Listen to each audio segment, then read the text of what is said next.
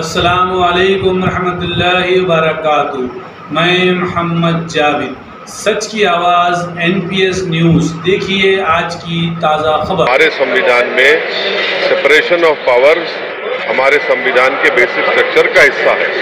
तो हमारा बोलना यह है कि प्रधानमंत्री इसका इनॉग्रेशन स्पीकर साहब ओम बिरला के जरिए कराए और उनको करने दे, और ऐसा करते हैं तो तमाम पार्टी से शिरकत करेगी।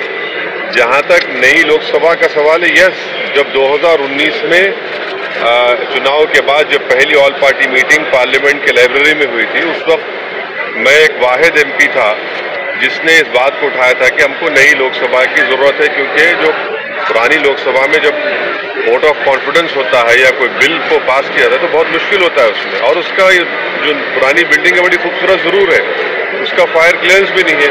मगर ये जो इनॉग्रेशन हो रहा है तो स्पीकर को करना चाहिए, क्योंकि वो कस्टोडियन है हाउस के। ट्रांस दंड को भी लेकर बातचीत की जा रही है। छोड़िए ना।